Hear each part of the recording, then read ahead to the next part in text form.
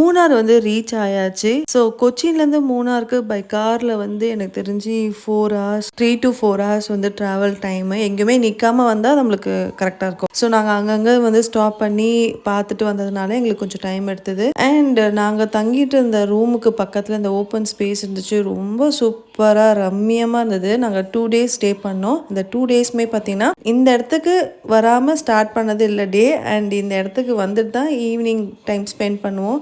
ரொம்ப நல்லா இருந்தது. அண்ட் கீழே இறங்கி வந்தோம். ரொம்ப பனி மூட்டமா இருந்துச்சு. ஸோ ரொம்ப சூப்பரா இருந்தது. ஹோட்டலுமே ரொம்ப டீசென்ட்டா இருந்துச்சு. நல்லா இருந்தது. எல்லாமே பேக்கேஜ்லேயே நம்மளுக்கு வந்துருச்சு. ஸோ பேக்கேஜ் மூலமா போறதுனால அவங்களே வந்து எல்லாமே வந்து நம்மளுக்கு டிரான்ஸ்போர்ட்டேஷன் எல்லாமே வந்து அரேஞ்ச் பண்ணி கொடுத்துருவாங்க. ரூம்ஸு, ஃபுட்டு எல்லாமே. ஸோ ஃபுட்டு நம்மளுக்கு பே பண்ணோம். பட் ரூம்ஸ் அண்ட் ட்ராவல் அதெல்லாமே அவங்களே அரேஞ்ச் பண்ணி கொடுத்துருவாங்க. அண்ட் வெளியே வரப்போது ரொம்ப சூப்பராக இருந்தது. ஈவினிங் இது ஒரு 5 o'clock இருக்கும். ரொம்ப நல்லா இருந்தது. ரொம்ப ஒரு மாதிரி டைம் ஸ்பெண்ட் பண்ணது நல்லா இருந்துச்சு. ஸோ இருட்டுறதுக்கு முன்னாடியே நம்ம வந்து ரூமுக்கு வந்ததுனால இந்த இடத்தெல்லாம் கொஞ்சம் கவர் பண்ண முடிஞ்சுது. ஏன்னா நெக்ஸ்ட் டேலாம் வந்து சுற்றிக்கிட்டே இருக்கிற மாதிரி இருந்துச்சு. ஸோ ரொம்ப நல்லா இருந்தது. ஸோ நீங்கள் அதே மாதிரி இது பக்கத்துலேயே ரசாங்கான்னு சொல்லிட்டு ஒரு ஹோட்டல் இருந்தது. ஓ மை காட், சாப்பிட்டதுலே பெஸ்ட் ஃபுட்டு பார்த்தீங்கன்னா அந்த ஃபர்ஸ்ட் டேல நம்ம மீல்ஸ் சாப்பிட்ருப்போம்ல அந்த ஹோட்டல். அதுக்கப்புறம் ரசாங்கா சூப்பராக இருந்தது. நீட்டாக அண்ட் ப்ரைஸ்மே டீசென்ட் ப்ரைஸில் இருந்துச்சு.